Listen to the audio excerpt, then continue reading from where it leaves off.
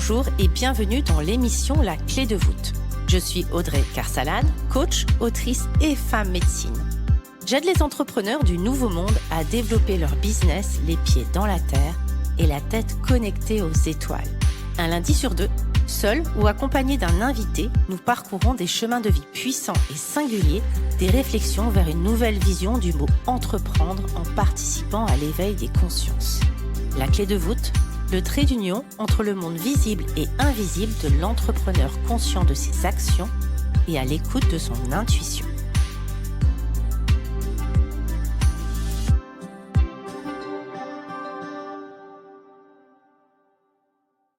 Bonjour à tous et bienvenue. Cette semaine, je suis ravie d'accueillir Floraël, photographe et auteure de l'Oracle des chamans de lumière. Elle a choisi la photographie comme une action de libération et de guérison en cherchant à photographier des survivants. C'est ainsi qu'elle a vécu une première expérience à Bucarest où elle a pris soin, au travers d'une association, des enfants de la rue. Puis, un peu plus loin, en 2023, un autre voyage initiatique entre Israël et Palestine déclenche chez elle une longue série de reportages sur les acteurs de la paix. Pendant presque 10 ans, elle a accompagné ceux qui cherchent la justice en marchant dans les rues du monde. Et c'est en 2010 qu'elle rencontre le chamanisme et les chamans de différentes traditions ancestrales. Ces puissants acteurs de la paix. Par leur pratique quotidienne, ils honorent, ils purifient la nature, guérissent les hommes. Dans cette interview, je vous propose de découvrir Floraël, son parcours et qu'est-ce qui l'a amené finalement à la photographie. Comment l'idée lui est venue de créer un oracle? Pourquoi elle a choisi le chamanisme et ces chamans en particulier? Et puis on va parler un petit peu de création. Comment est venu ce processus créatif? Comment naît un oracle? Et ce parcours finalement pour se faire éditer. Bienvenue à toi, Floraël. Bienvenue à toi, Floraël. Bienvenue, merci, c'est gentil. Merci Audrey de m'inviter. On va commencer tout de suite. La première question, c'est comment finalement le métier de photographe est venu à toi? C'est tout un chemin pour devenir photographe. Je sais que j'avais très envie d'avoir un appareil photo quand j'avais 18 ans et je me suis retrouvée à New York dans un échange scolaire et il y avait un cours de photo et puis là j'ai discuté, je me suis rendu compte que ah bah oui, la photographie m'intéressait vraiment parce qu'en France, voilà, on n'avait pas de cours photo quand on était au lycée. Et donc, je suis revenue, des États-Unis avec un agrandisseur sous le bras, un appareil photo, argentique, très simple et c'est parti comme ça, mais d'expliquer que c'était mon grand-oncle qui faisait ça, c'est pas ça. C'est vraiment venu par cette rencontre aux États-Unis et après, voilà, cette envie absolument de faire cette école de photographie où, mon père n'était pas d'accord, que j'ai dû, quand même, passer des épreuves pour finalement, devenir, photographe parce que c'était pas gagné d'avance que je sois photographe. Merci beaucoup, hein. Hem et hem et j'avais envie que tu nous racontes un petit peu ton parcours au travers de la photographie. Je l'ai présenté, brièvement, mais voilà les angles que tu as pu explorer, pour parler de ta sensibilité, pour aussi, défendre, des causes, des engagements. Finalement, est-ce que la photo n'est pas un moyen, de libérer sa créativité certes, mais aussi ton moyen à toi de t'exprimer, hein? Oui, évidemment la photographie pour moi c'est un compagnon de chemin. C'est, vraiment, comme si en fait, il se faisait le miroir de tout ce qui me traverse, comme s'il venait, révéler, en fait, c'est vraiment la photographie, c'est révéler à la lumière, c'est révéler des choses. Donc en photographiant, en fait, je révèle ce que j'ai à l'intérieur de moi et ce qui me traverse. Et en fait, ce qui est venu au fur et à mesure, d'une façon évidente, il y a eu déjà un premier voyage où je me suis retrouvée, en Roumanie, à Bucarest, pendant 1 an et demi et les choses ont fait que je me suis occupée, d'une association pour les enfants des rues à Bucarest et pendant 1 an et demi, du coup, je me suis, vraiment dévouée à leur cause et à faire mon premier reportage après enfin mon école de photo. Voilà, j'étais propulsée, j'avais 24 ans, dans les rues, dans les souterrains, sous la ville, à Bucarest, là où vivaient ces enfants des rues qui se droguaient, qui se prostituaient. Donc c'était une confrontation réelle, très violente et en même temps, voilà, j'étais, dans l'empathie. Il y avait quelque chose déjà de de fort parce que je me souviens déjà à l'époque me dire, quand je fais mes photographies, si je fais des photographies au moment où ils se battent, ils vont se battre encore plus.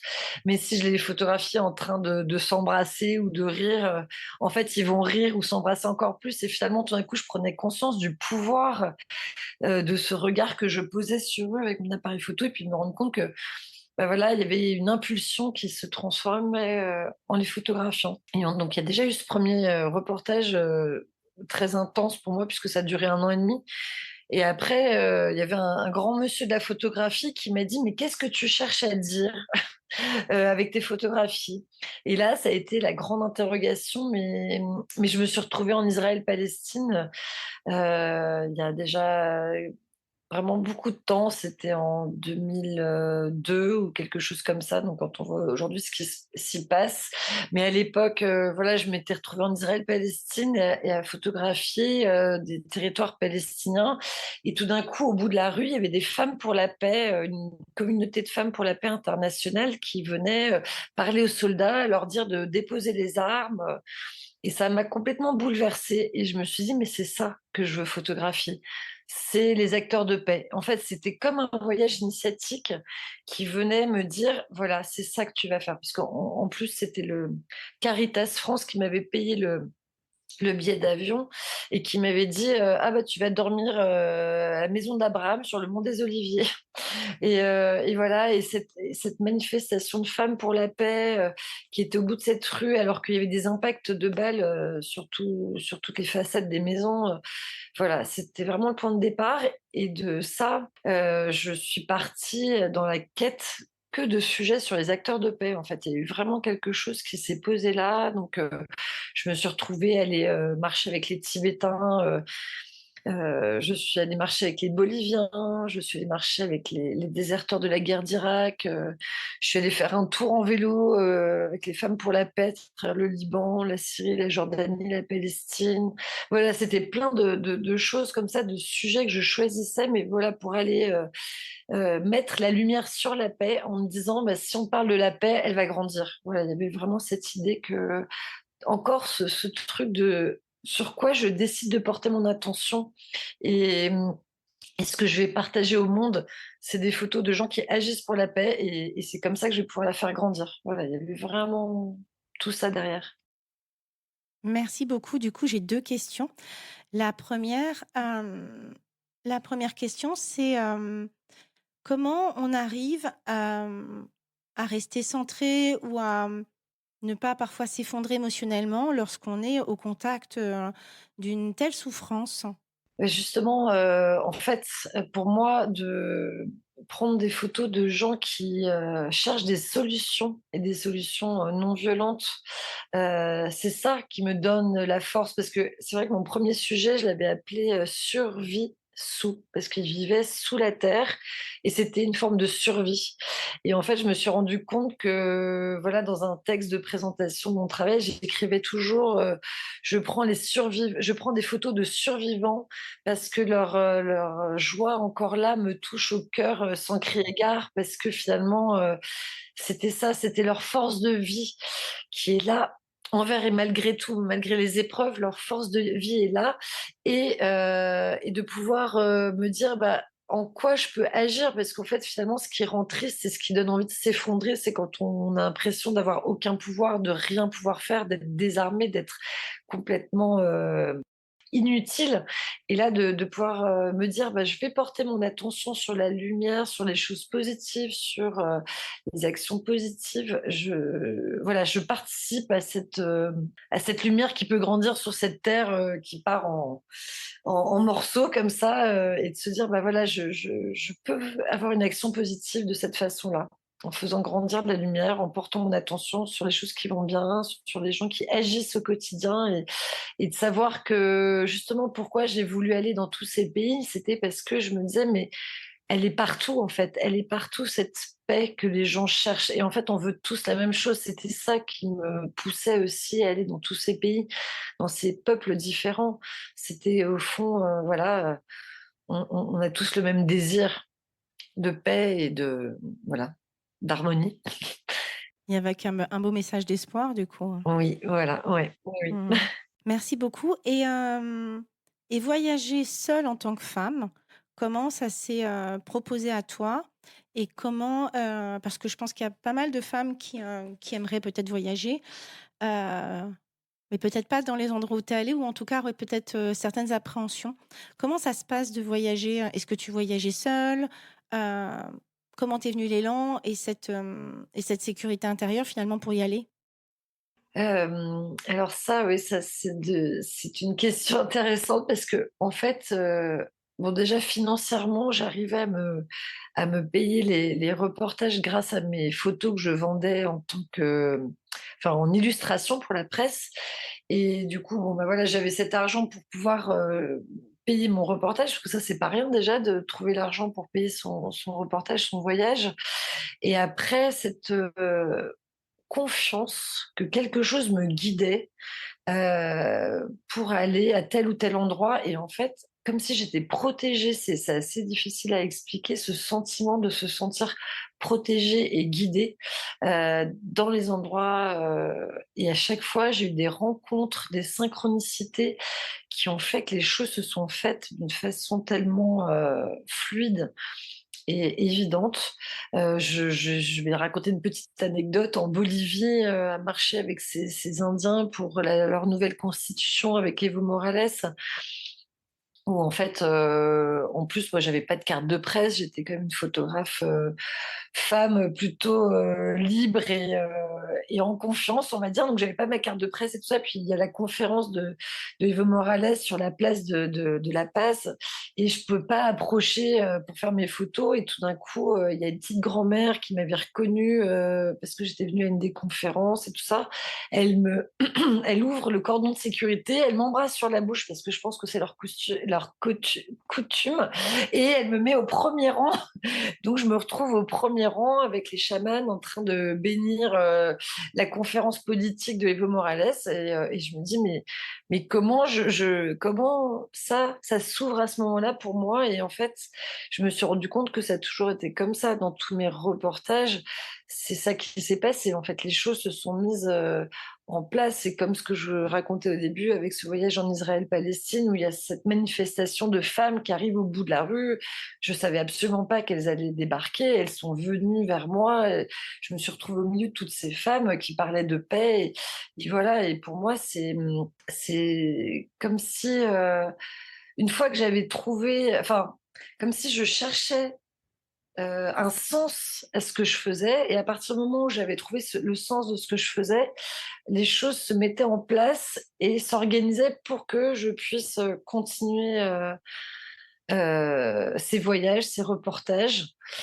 Donc oui, pour d'autres femmes qui voudraient partir en voyage, c'est vraiment se laisser guider par son intuition et de se dire est-ce que ce que je fais, le voyage que je fais a un sens pour mon bien, mais pour le bien de toutes mes relations, comme on dit dans les traditions amérindiennes. On dit quand je fais quelque chose pour recevoir l'abondance, la confiance, pour que tout se passe bien, il faut que ce que je mets en place soit bon pour moi, mais aussi pour toutes mes relations, c'est-à-dire aussi bien pour ma famille, ma communauté, le monde, mais aussi pour la nature, etc. Je sais pas si je me suis pas un peu égarée. Si, non, non, c'était parfait. Moi, ce que je note, c'est le pouvoir de l'intention. Quelle est mon intention? Pourquoi je fais ça? Quelle est mon intention? Et on parle souvent dans justement la loi de l'attraction, etc., de cette fameuse vibration et cette intention. Et je note déjà aussi que bien avant que tu crées ton livre et puis après l'oracle et la rencontre en 2010 des chamans, il y avait déjà quelque chose de très mystique qui vibrait autour de toi. Cette confiance absolue d'être épaulée, d'être accompagnée, d'être soutenue, d'être protégée. Donc il y avait déjà de ce que je lis à travers ce que tu décris, une énorme vibration qui était déjà très mystique. Ah oui, ouais, complètement, mais c'est et en plus, C'est vrai qu'on s'en rend pas compte sur le moment, en fait. Les choses se mettent en place et puis, c'est avec le recul de quelques années où on se dit: «Mais c'est incroyable comme les choses se sont organisées, comment j'ai pu être guidée de ce point-là à ce point-là». Comme, bah, justement pour les chamans parce que, ce qui s'est passé, c'était aussi une histoire extraordinaire. Je dois faire, on me paye un reportage à faire, sur la fondation Chagnon au Québec. Je me retrouve à aller au Québec, je tombe sur une femme dans une station essence qui me parle de William Commanda, qui est un chef, spirituel des nations algonquines, qui porte une prophétie, la prophétie du cercle des nations et qui dit qu'il va rassembler des chefs spirituels des différentes traditions, alors amérindiennes, différentes tribus amérindiennes pour la paix. Donc elle me parle de ça et moi qui étais dans mes recherches de sujets sur les acteurs de paix, je me suis dit mais c'est extraordinaire de me parler de cet homme, William Commanda, j'ai très envie de peut-être faire un reportage sur lui. Et puis finalement ça se fait pas, je rate, le rassemblement, je j'ai pas l'argent, voilà, je me retrouve en France et vraiment pas longtemps après, j'entends parler d'un cercle de sagesse des traditions ancestrales en France, un festival qui a lieu tous les ans, qui rassemble des chamans du monde entier. Et là, évidemment, je suis attirée par ça et quand j'arrive au festival, il y a le portrait de William Commanda en géant dans la tente principale d'accueil, à la cérémonie d'ouverture. Je tombe Pour ceux qui ne connaissent pas, qui est William Commanda? Oui, voilà, alors, William Commanda, en fait, c'est un chef spirituel des traditions algonquines qui peut être à la hauteur du Dalai Lama, voilà, il avait la même stature, en fait, c'était vraiment, il œuvrait pour la paix, à travers les nations, algonquines, mais aussi toutes les Premières Nations d'Amérique du Nord. Et voilà, c'était un chef spirituel, un guide pour beaucoup. Et il portait une prophétie amérindienne qui parlait du fait qu'il fallait rassembler les différents chefs spirituels pour la paix. Voilà. Et donc, quand je me suis retrouvée en France à ce festival, en fait, j'ai compris que celui qui avait fondé ce festival avait rencontré William Commanda, ce chef spirituel, et il avait eu la vision, de faire la même chose en France, mais avec des chamans de différents pays. Et donc, là, je me suis dit: «Bah, voilà, c'est les acteurs de enfin pour moi, du coup, j'ai compris que c'était des acteurs de paix en puissance, tous ces chamans, puisque, ils œuvrent, à la guérison, intérieure. Et pourquoi œuvrer à sa propre guérison? Bah, c'est pour pouvoir être, en lien avec les autres, en paix, libéré de ses colères, de ses tristesses ou en tout cas en partie, de ses blessures. Et puis, ces chamans, prennent soin de la terre, pour eux tout est vivant, donc c'est, prendre soin, des esprits de l'eau, des rivières, des forêts, des montagnes. Et donc je me suis dit: «Bah, voilà, ça oui, j'ai envie d'aller vers ces chamans parce que pour moi, voilà, c'est des acteurs de paix. En plus, ils prennent soin de la terre». Enfin, c'était parfait pour continuer sur mon chemin des acteurs de paix. Mais en parallèle de ça, en fait, de ce festival où je me suis retrouvée, c'est qu'en fait, en parallèle, je venais de rencontrer un chaman, avec qui j'avais fait une cérémonie, de guérison, mais c'était vraiment concomitant, en fait. C'est cette première cérémonie personnelle de guérison que j'ai fait avec ce chaman en France, où j'ai été ensuite au Québec, qui m'a fait rencontrer cette femme qui m'a parlé de William Commanda, et retour en France et là, je rencontre le cercle des chamans de tous les pays.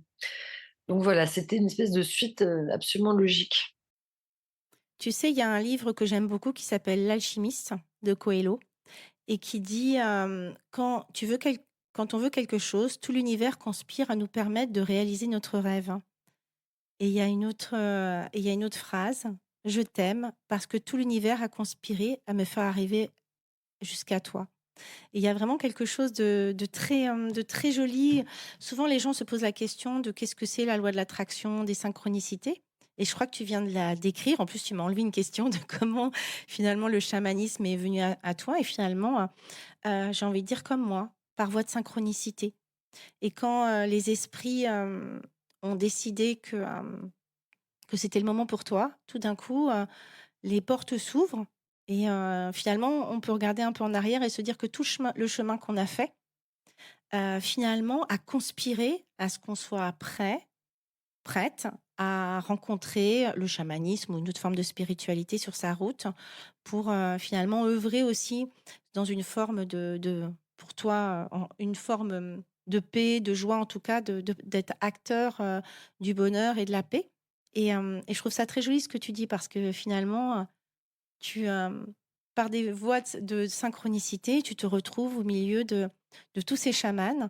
Et est-ce que c'est à ce moment-là que tu as eu envie d'écrire ce livre, de faire ces photos? Parce que moi, ce que j'avais pas compris, ce que tu m'as dit en off, c'est qu'effectivement, il y a eu un livre avant d'avoir l'oracle. Oui, oui, en fait, ce qui s'est passé, bon, donc je suis photographe au départ et du coup, quand j'ai rencontré le chamanisme, là, au tout début, et que j'ai fait mes premières cérémonies, je me suis dit: «Mais j'ai envie d'en parler, j'ai envie», avant même de rencontrer ces chamans du monde entier, je vivais une expérience personnelle très forte et je me suis dit: «Mais j'ai envie d'en parler. Comment je parle de ça? Comment je parle de ces mondes invisibles en photographie?» Et donc là, j'ai commencé à créer une série, photos avec les animaux, de pouvoir et voilà, donc j'avais ça et puis après je tombe donc sur ce festival et puis je commence à avoir envie de faire des portraits de ces chamans. Donc j'arrive à rentrer au festival gratuitement en disant: «Bah, voilà, je vais vous faire des photos en échange» et cetera et ce qui est assez magique, c'est que tous les chamans qui étaient invités à ce festival, ils venaient de tous les pays, mais ils étaient là pour une bonne raison. C'était de défendre leur tradition, de défendre la terre, de partager leurs connaissances, voilà, parce qu'aujourd'hui on vit une époque terrible et en même temps une époque assez lumineuse aussi, puisqu'on a accès à toutes ces traditions, à toutes ces connaissances qui étaient pour l'instant cachées et qui n'étaient pas partagées comme ça. Et donc, ce festival, voilà, ces chamans venaient pour défendre leur terre, leur tradition. Et du coup, d'être pris en photo, c'était OK. Et puis, ils sortaient de leur cérémonie avec leur costume. Donc, moi, j'avais juste à leur demander de poser 5 minutes là pour faire leur portrait. Et puis, comme ça, au fur et à mesure, je suis venue 1 année, 2 années, et puis jusqu'à 4 ans de suite où j'ai en fait cumulé les portraits au fur et à mesure. Et au bout d'un moment, bah voilà, j'avais quand même beaucoup de portraits, j'avais 120 portraits et il y avait un éditeur, de livres, un éditeur photo de livres qui à chaque fois qu'il me voyait me disait: «Bon, bah, quand tu as un projet, il faut que tu m'en parles». Et puis là, voilà, ça commençait, voilà, la forme commençait à prendre. J'ai commencé à avoir tous ces portraits et puis il y a eu on m'a fait une proposition d'expo avec les portraits et je me suis dit: «Bah, c'est le moment de faire un livre». Et cet éditeur est venu à la maison, ce qui est drôle, c'est qu'ils étaient 2. Il y en a un des 2 qui s'est endormi sur le canapé. Donc je me suis dit: «Ça y est, c'est mal parti, ça va pas marcher» et en fait, il s'est réveillé, il m'a dit: «Tu as carte blanche. Fais ce que tu veux avec ce livre, c'est ton livre, tu vas faire ce que tu veux». Donc c'était un cadeau encore, encore un cadeau incroyable, de pouvoir faire pour mon premier livre photo donc qui s'appelle Chaman Lumière. Ça, c'est vraiment un titre aussi que j'ai entendu au réveil, Chaman Lumière. J'ai vraiment entendu ce titre, et dedans, du coup, bah, j'ai pu y mettre, les portraits des chamans. Je leur ai demandé des textes pour la terre. J'ai, mis des séries personnelles de mes visions, de visions que j'aurais pu avoir dans des voyages chamaniques. J'ai commencé à essayer de mettre des petites histoires comme ça personnelles, plus artistiques et puis j'ai mis aussi mon journal intime. Je sais pas ce qui m'a pris. J'ai mis mon journal intime sur mes 2 premières années chamaniques pour expliquer en fait que voilà, les synchronicités, j'ouvre la porte et j'ouvre la porte du chamanisme et en fait, eh bien oui, vas-y, avance et puis tu vas voir tout ce qui va se passer derrière. Fais confiance, ouvre la porte, vas-y et donc c'était pour partager aux gens qu'en fait, oui, il suffit d'ouvrir la porte, son cœur, son intuition et d'y aller et puis du coup, il y avait cette histoire très personnelle dans le livre et puis il y avait cette histoire des chamans de tous ces continents qui se mélangeaient avec cette petite histoire, personnelle qui est la mienne et puis, ces textes pour la terre Et en fait, ces textes pour la Terre, il y en avait beaucoup, c'était des conseils pour les gens, comment, se comporter en tant qu'être humain sur cette planète. Et donc il y avait déjà des prémices comme ça, sur un texte, sur la paix qui est déjà là, un texte sur, choisir consciemment la lumière, un texte, sur, contacter le magicien qui est en vous, voilà, il y avait des petits prémices de comment se comporter en fait, comment être à l'écoute des signes, des messages, des guides, de l'invisible et cetera. Et donc tout ça, voilà, se dessinait au fur et à mesure avec ce livre et puis, et jusqu'à ce qu'une éditrice, des éditions Trait Daniel qui s'appelle Catherine Maillard, me contacte et me dise: «Mais tu avais pas pensé à faire un jeu d'oracle avec ce travail de tes portraits?» Et c'est vrai qu'en général, les jeux d'oracle n'ont pas de photos réelles, c'est plutôt des illustrations. Donc là, pour la première fois, il y avait une demande de faire ça avec des portraits de chamans vivants. Et donc, l'interrogation, en fait, très rapidement, je dis: «Ah mais oui, mais bien sûr, c'est une très bonne idée», puisqu'il y avait déjà ces prémices de messages qui étaient dans ces textes pour la Terre. Il n'y avait pas du tout, tout le jeu d'oracle était déjà prêt dans le livre, hein. C'était vraiment juste des petites touches qui me disaient: mais oui, ça peut se transformer, en jeu d'oracle». Et puis il y avait une médium qui m'avait dit: «Mais tu sais, ton livre, si tu l'ouvres à n'importe quelle page et que tu tombes sur un chaman, tu peux te relier à son énergie et recevoir vraiment déjà, comme, pas jusqu'à un soin, mais en tout cas ressentir l'énergie du chaman, de sa tradition et se mettre en lien avec ce chaman déjà». Et d'ailleurs, oui, les chamans, ils te disent, dans tous les pays, en général, tu as pas le droit de prendre en photo les chamans parce qu'ils savent très bien que la photographie a un pouvoir. Et du coup, le challenge dans un jeu d'oracle, c'était: «Ah bah oui, des gens vont pouvoir se relier consciemment, avec, leurs portraits, vont pouvoir se relier à eux». Donc c'était un peu le 1er challenge, c'était de savoir si eux, ils seraient d'accord, en fait, tout simplement. Et justement, comment tu as pu échanger avec eux, et créer cet oracle? Et pour avoir leur autorisation, pour avoir, finalement choisir, quelle photo alors va représenter tel message, ça c'est déjà un peu en filigrane, tu l'as déjà expliqué. Mais voilà, comment tu as pu arriver à négocier? Parce qu'effectivement la photographie, elle est pas toujours bien perçue, hem, c'est pas toujours OK de se photographier, que les gens se relient à notre photo. Oui, Ouais, oui, donc mmh. surtout avec des dans une énergie particulière, avec son costume et cetera, enfin voilà, dans sa posture de chaman. Oui, oui, oui, en fait, donc oui, effectivement, ils sont en costume parce qu'au moment où j'ai pris ces photos, ils sortaient de cérémonie. Donc ils étaient vraiment dans l'énergie, de l'homme ou la femme médecine, du chaman, du curanderos, voilà, ils étaient vraiment dans leur énergie de guérisseur. Donc c'était pas anodin quand j'ai pris ces photos, il y avait vraiment quelque chose qui s'imprimait sur la photographie et justement, moi, pour le jeu d'oracle, c'était: «Comment vont-ils réagir?» Et donc je les ai appelés un par un, pour leur demander et j'étais vraiment pas sûre qu'ils seraient d'accord et en fait, étonnamment, ils ont tous été d'accord sauf 2 parce qu'il y en a un du Népal qui m'a dit: «Bah, voilà, dans ma tradition, c'est vraiment il y a pas moyen, c'est vraiment non, non, non, catégoriquement non».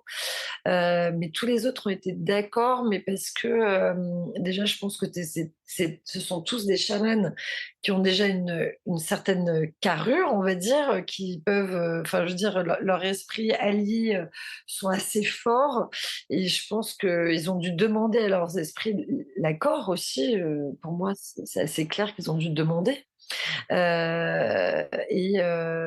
Parce qu'effectivement, c'est pas anodin d'avoir des personnes qui vont se relier, à leur énergie de guérison. Mais en fait, aussi, ce qui se passe, c'est qu'un des premiers chamans à qui j'ai demandé m'a dit très rapidement: «Ah, il faut pas qu'il y ait les noms des chamans sur les cartes». Et il avait complètement raison parce qu'en fait, les cartes, sur les cartes, il y a le nom de l'énergie que chaque chaman va mettre en avant. Parce que finalement, il y en a un, il va porter la carte de l'invisible, l'autre, elle va porter la carte du féminin sacré, l'autre des eaux sacrées, des plantes médecines, du son sacré. Et en fait, à chaque fois, c'est comme une conscience que chacun met en avant. Donc c'est ça qui porte à travers eux. Donc à travers leur portrait, on se met en reliance avec cette conscience en particulier qu'ils ont décidé de mettre en avant pour cette carte. Donc c'est pas eux directement en fait, mais après, ce qui est beau, c'est que finalement, toutes ces ce que chacun va apporter en choisissant une thématique, enfin après bon ça c'est encore un processus à expliquer, que je peux expliquer. Comment, choisir les différentes thématiques et tout ça, ça c'est encore, une question. Mais en tout cas, déjà que chacun était OK, pour, porter une énergie en particulier et il y en avait certains qui étaient déjà d'accord puisque leurs textes, j'allais les prendre le texte à l'identique du livre. Donc il y en avait certains où c'était déjà très facile. Ils ont dit: «Ben oui, je sais que moi, tu vas mettre ma carte sur la paix». Bon, bah, très bien, quoi. C'est intéressant ce que tu dis. Ça me fait, repenser parce qu'on s'est rencontrés, dans une formation avec, Michael. C'est Michael Smith qui a été interviewé il y a c'est le numéro 38 ou 39. Donc je vous invite à aller le réécouter parce qu'il est absolument fabuleux cette interview. Et lors de la formation, il disait qu'il aimait pas trop justement, qu'on soit focalisé sur les animaux de pouvoir, les animaux de totem et cetera. Et de ce que j'en ai compris, que c'était parce qu'à un moment on s'identifie à l'animal plus qu'à la conscience. Et c'est un peu ce que j'ai l'impression que ce que tu décris au travers de la carte, c'est qu'au-delà du nom du chaman, finalement, peu importe son nom, c'est la conscience qu'il porte qui est importante et qui vient primer sur, le nom qu'on lui a donné ou sa dénomination. C'est ça que tu veux dire? Oui, complètement, oui, parce qu'en fait, tous ces chamans, finalement, si on remonte au-dessus, au-dessus, au-dessus, en fait, tous les chamanismes de tous les peuples ont une origine commune. Donc déjà, donc voilà, c'est comme si on revenait à cette unité de tous ces chamans, de tous ces peuples, qui vont, en fait, ils vont donner une partie de tout des principes, de toutes les consciences qui sont portées par le chamanisme. Et donc chacun voilà, va transmettre une partie de toutes ces consciences, chamaniques, on va dire. Et c'est pour ça qu'ils forment un grand cercle, tous ces chamans. Et c'est les chamans du monde entier qui forment ce grand cercle chamanique où chacun, voilà, donne une part de chaque conscience qui habite. Et c'est vraiment ça, c'est vraiment, des consciences qui sont dans ce jeu et qu'on appelle à descendre et à se manifester et à se mettre dans ce cercle pour porter une énergie particulière. Merci beaucoup, hein. Hem Et du coup, ce parcours, jusqu'à, le fait d'être édité, ça se passe comment? C'est-à-dire que, du coup, il y avait ce livre qui a servi de support, puis après, cette co-création avec pardon, tu m'as dit? Virginie Pougnon. Virginie Pougnan qui a la capacité de justement se coller à la conscience pour la transformer en mots compréhensibles, notamment pour les occidentaux qui aiment bien, mentalement comprendre les choses et c'est important de s'adapter. Autant dans certains pays, hein, finalement le chaman suffit à lui-même, et finalement les chamans ne parlent pas forcément beaucoup. Autant nous, dans les pays occidentaux, on a vraiment ce mental qui est très présent et donc du coup, les mots ont une signification et intellectuellement, on a besoin de faire redescendre l'information. Hem, donc du coup, il y a le livre. J'ai essayé de revoir concrètement. Il y a ce livre-là. De ce livre-là, avec Catherine, il y a une énergie de se dire: «Tiens, et si on transformait en oracle?» Il y a les synchronicités, des chamans qui te donnent l'autorisation, avec certaines, conditions de pas mettre leur nom, mais leur énergie. Tu travailles avec Virginie, c'est ça? Sur, le fait de faire redescendre les mots pour que ce soit compréhensible. Après oui, en fait, c'est, Catherine Maillard, en fait, elle est enfin, elle est reliée aux éditions Trait Daniel et elle est un peu, tête chercheuse de, projets, d'artistes, d'auteurs, qui la touchent. Parce que voilà, elle défend beaucoup, toutes ces valeurs et donc elle m'a rencontrée, Au moment du livre, en fait, j'étais en train de commencer à faire le livre et elle m'a rencontrée à ce moment-là et donc elle avait pas lâché, de mon travail, elle me suivait et donc elle a vu le résultat du livre et c'est elle qui m'a proposé, mais en fait, elle était déjà à l'intérieur, enfin, reliée aux éditions Trait Daniel. Donc elle a proposé le projet aux éditions Trait Daniel. Donc effectivement, bah, pour proposer un projet à des éditeurs, il faut pouvoir proposer déjà, par exemple, 5-6 cartes avec déjà une présentation qui pourrait marcher, avec un titre, une phrase clé, faire un texte pour la première carte, par exemple. Voilà, c'était déjà oui, c'était ça, c'était faire un prototype de quel serait le texte de la première carte.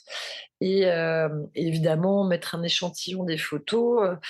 Et avec ça, un texte qui explique le projet. Et à partir de là, voilà, c'est présenté à ceux qui décident aux étages plus en hauteur, là, chez les éditeurs. Et voilà, et avoir l'accord de se lancer sur le projet. Donc, après contrat, etc.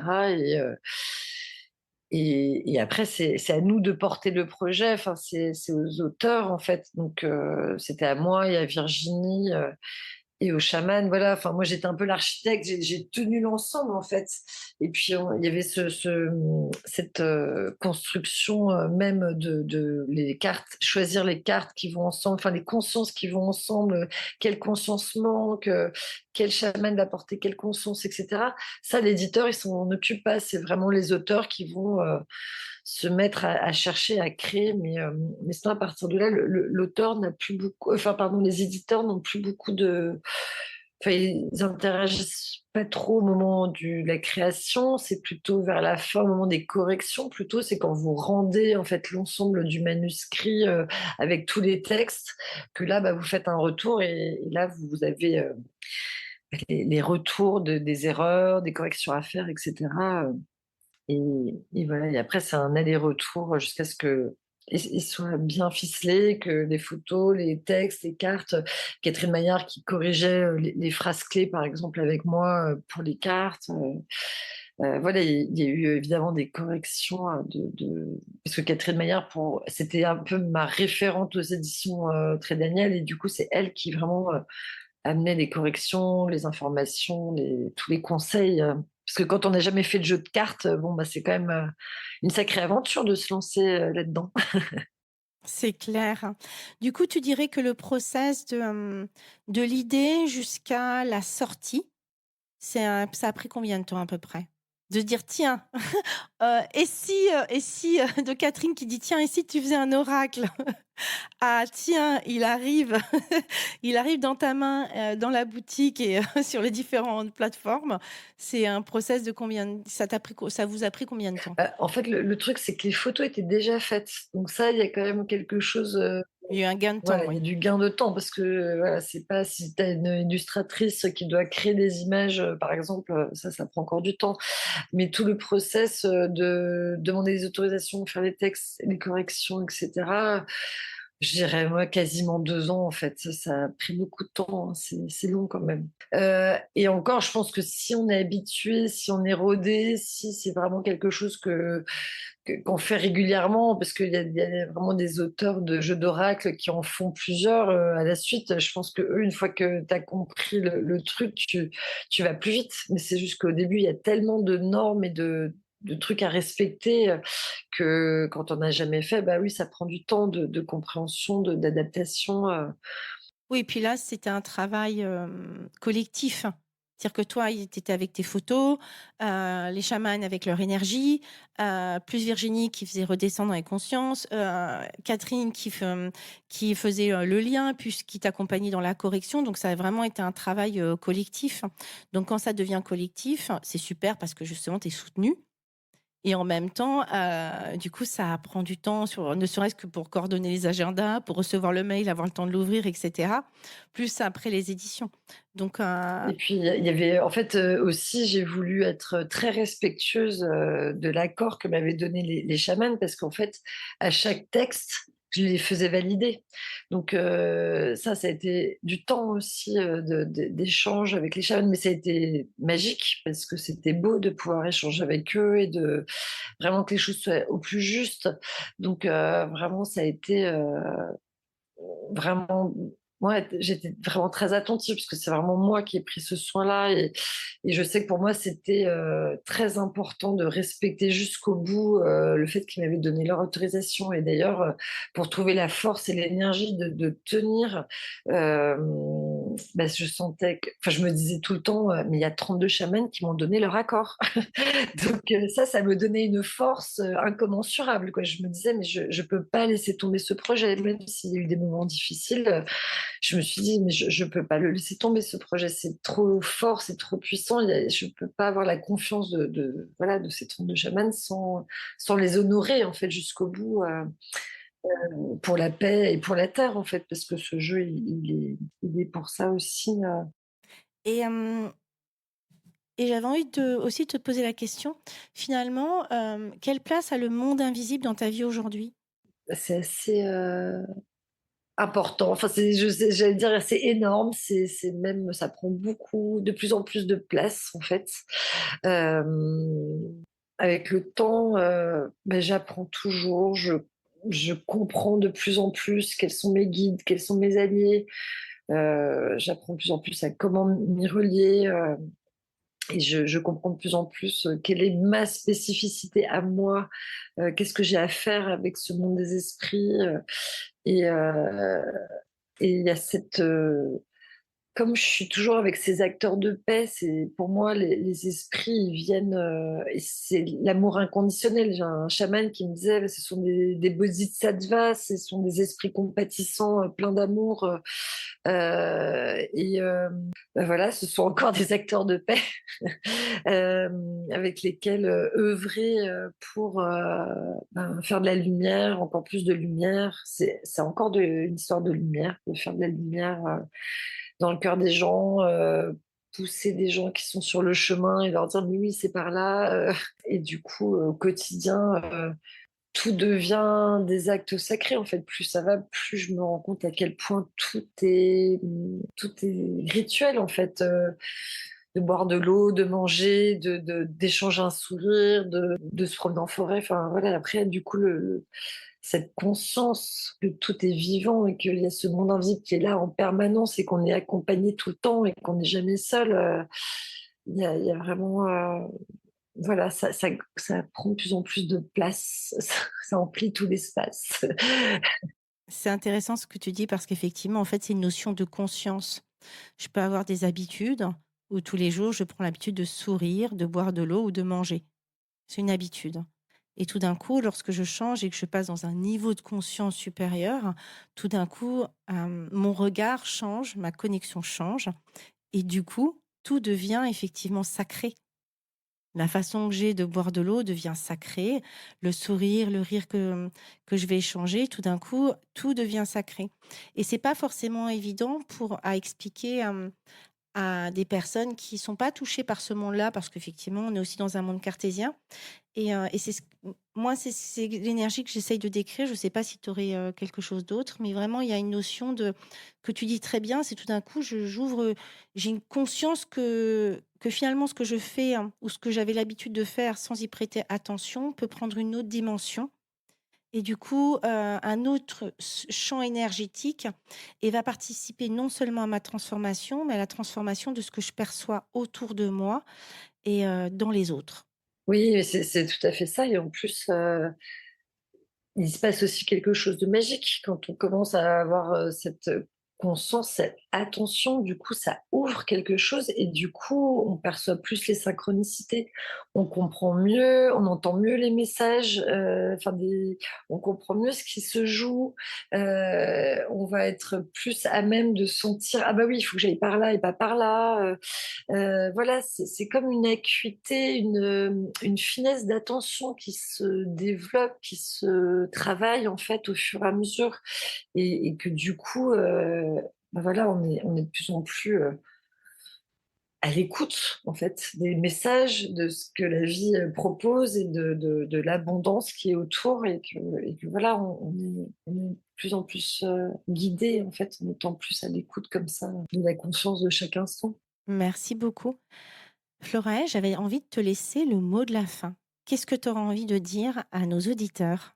Soyez dans votre cœur, c'est l'énergie la plus pure, c'est l'espace qui est inaltérable, plein de lumière et qui doit être votre guide en tout, et la joie aussi, le cœur et la joie. Ça, c'est vraiment des bons guides au quotidien, en permanence. Tout ce qui vous met en joie, c'est le chemin à suivre, et savoir que dans voilà, que notre cœur émane une force, une lumière incommensurable qui peut tout, en fait. Merci beaucoup. Vous pouvez retrouver l'oracle des chamans de lumière sur toutes les plateformes, dans les librairies, tout ça, tout ça. Merci beaucoup, Floraël. Merci Audrey, merci beaucoup pour ta proposition. Vraiment, je suis en joie d'avoir pu partager tout ça. Merci. J'espère que cet épisode vous aura plu. N'hésitez pas à le partager à des personnes qui veulent elles aussi créer les pieds dans la terre et la tête connectée aux étoiles. Retrouvez l'ensemble des informations et des liens dans le descriptif de l'épisode ainsi que sur mon site audreycarsalade.com. N'hésitez pas non plus à laisser un commentaire si vous avez des suggestions, des idées ou tout simplement si vous avez aimé cet épisode. Pour cela, rien de plus simple, filez sur Apple Podcast et n'oubliez pas les petites étoiles. Retrouvez-moi aussi sur les réseaux sociaux sous le nom de Audrey Carsalade et à l'adresse contact@audreycarsalade.com. N'oubliez pas non plus de vous abonner à la clé de voûte sur votre plateforme d'écoute podcast préférée pour être informé de la sortie du prochain épisode. Bonne semaine à tous et merci de votre écoute.